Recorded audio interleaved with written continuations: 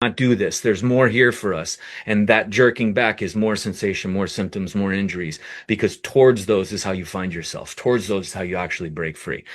Okay, so training. Here's my definition. You can write this and put it on a fucking plaque. Okay. I want you to literally start to think about this because it's literally universal across the board. And then what you do with this covers all human beings. Ready? And this has taken me 25 years to create this. Training is preparing your body to manage the forces of your life through deliberate, focused movements at varying degrees of intensities and volumes from your hands to your feet every single day. Done. Now, when you go into that, what did we just do that nobody else, that just demolishes all industries in training or rehab? Training is preparing your body. Stop. Your body and somebody else's body are not the same. So we can't do the same thing. Can't have the same program. Can't be on the same plan. That's why shoulder protocols or knee protocols or speed protocols or football protocols, gone. And your body last week versus your body now. That's why people who test for strength on one day and then base everything off of that strength test, that's tough because you aren't that person back then. And you're going to have to meet whoever you are because some days you're going to be heavy. Some days you're going to be light. Some days you're going to be drawn. Some days you're going to be open. Some days you're going to be fucking raging. And some days you're going to be horny. And some days you're going to be tired. And some days you're going to be exhausted and burned and symptomatic. And yeah. So again, your body is the defining character of training. You keep finding yourself in it, just like nourishment. It's endless, light, endless, breath, endless. We just keep going into it. Now watch this. Training to prepare your body. Training is an essential of the human to create independence. Would you agree? Just like we trained when we were little, guided by ourselves, it was to get to levels of independence. Mom, I can go to the bathroom by myself. Great, honey. I can feed myself. I can entertain myself. I can protect myself, Mom and Dad. I can get myself there. I can earn my own way, Mom, Dad, right? It was a way to create independence. So, do you think you're creating independence by going to a gym and constantly having a program or in a class? Again, am I creating dependent human beings or independent human beings when they're coming to my office? Even though I'm doing it unlike anybody else, now I'm really doing it unlike anybody else. We're fostering this independence because that's what you ultimately want, right? That's what who's in the chair experiencing the audience of my talk, of the audience of their life? You're the only one sitting in that seat. So you're the only one feeling what you're feeling. You're the only one that knows your body going through. You're only one that's your body's talking to you first and then talking to everybody else next. You're the only one that's going to be able to make changes. You're the only one that's going to accept full blame, full fault, full accountability. Nobody else. So this independent acquisition starts and ends. We started it as children. We were supposed to continue on, but then what did we do? What does the world want? They want us dependent on fucking everything. They want us dependent on schools, on church, on law, on food, on security, on financial, on everything, medicine. Like depend on this. Medication, procedure, screening, herbs, supplements, practitioner, practitioner, and then your fucking family. Dependent. Just everybody depend on the other person to do it for them, to protect them, to take care of them. Like that is a choice. And again, this whole thing, if you choose to do that, that's cool too. But you're going to have to understand the cost of what your body wants because your body wants freakish independence. That's why it fought as a child. That's why the little baby like climbs out of barriers. It breaks through all the time. You cannot stop that. Like life is just bursting out into independence. And then through that interconnectivity, because that would be taking an assignment from somebody and you're trying to create independence, not dependence, right? You'll see some stuff. All right. You won't do them like that person because you're going to do your own. You won't do the number that that person said because that would be taking an assignment from somebody and you're trying to create independence, not dependence, right? Okay, rules of training. Ready? These are critical. We're trying to gain independence. That means you're training alone. That means you are training on your own. Um, I was training yesterday and someone was trying to walking by and tried to get my attention, and I wasn't. I was in the middle of a training move, and I kind of felt bad, but then I'm like, no, because if that person was driving to their chemotherapy appointment and they were late, and I stopped them and wanted to interrupt them, wouldn't they be like, I'm sorry, I can't, like, I gotta get to my appointment. It would be the most important thing for them, right? They wouldn't miss it. Nor would they interrupt it. Like, hey, could you take this out of my arm? I would just like to talk over there. No, no, no, no.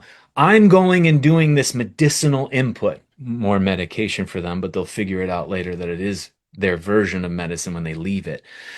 So when I'm training, that is as serious as me going and getting chemo if I thought that was of value.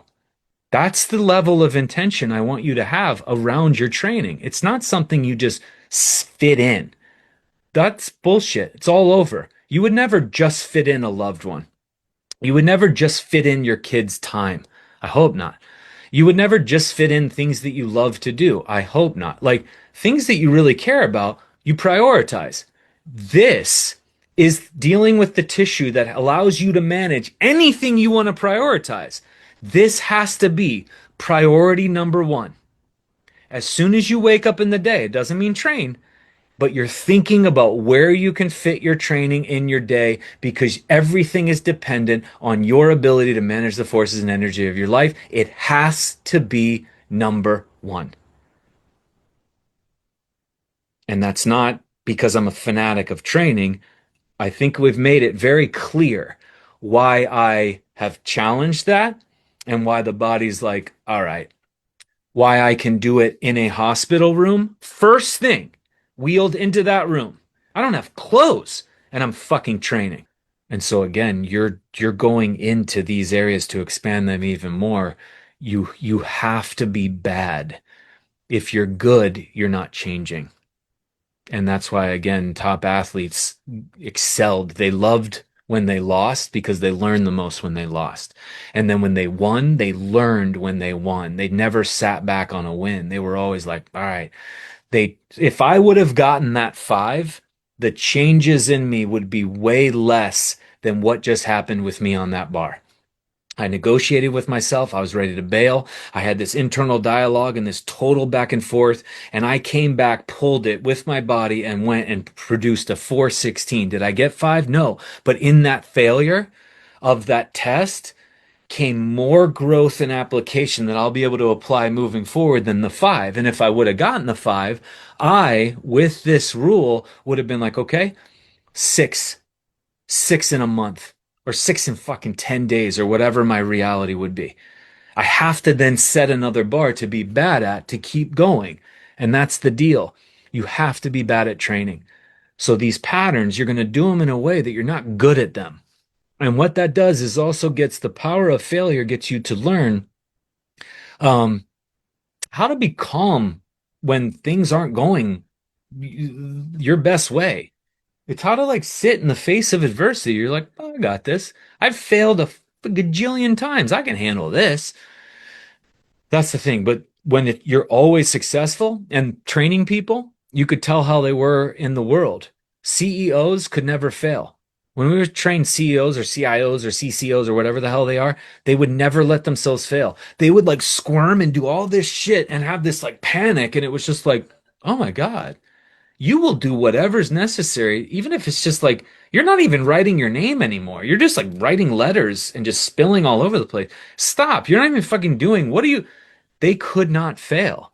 They had never failed in their office. Nobody tells them stuff. They don't fault. And if they do, they blame somebody. Like easy. The other were certain athletes. They would be failing and they'd get up and like panic and do all this stuff. Like, what are you doing? Get back down. Go harness what your body's doing in this failure process. And these were the people that you'd see as soon as the court or field would deliver an opportunity and they had to stay the course, they would lose their shit. They'd change their shoes, they'd change, they would immediately blame, blame, blame, blame, and try to find something outside that they can change. So again, the power of failure, but we need to have a way of training to failure that's safe. Because again, as you understand it, I'm sure in your mind, you're like, what if I fail on how ways I was training before? I'm going to crush myself or I'm going to hurt myself. And we're going to show you how you can fail, or you're going to get very creative on how to training. The definition of training, you remember it. It's preparing your body to manage the forces of your life through deliberate, focused movements between hands and feet at varying degrees of intensities, varying degrees of details. Training, by definition, you will never want to do. Why? And if you follow these rules, you absolutely won't want to do it. Excuse me, because you fail, because it's to your nervous system, your body thoughts, it's a threat. When I'm hanging, what do you think my brain and nervous system are thinking? Fuck. What's my body thinking? Oh, shit. Shift. Brain and nervous system are like, Jesus. But my mind has to come in and go, but they are freaking out like it's death. So it's trauma. And that's the point. We have predictable trauma. So the body assesses, evaluates, amplifies, sends out blood, growth, bone, nerves, ligaments, discs, lymph, everything. Thoughts, breaks limits, breaks fear, breaks all this stuff. You understand more about yourself. It'll rewire things. Like that's the point. And then guess what? What do you do when it reaches this level? You do it all again and you push it and threaten it. Like, damn. So again, you will never want to train because of that fact. It's the only essential that really is sitting there that you just do. The others, like nourishment, we're enjoying this, and there's so much more play and light. We can be kind of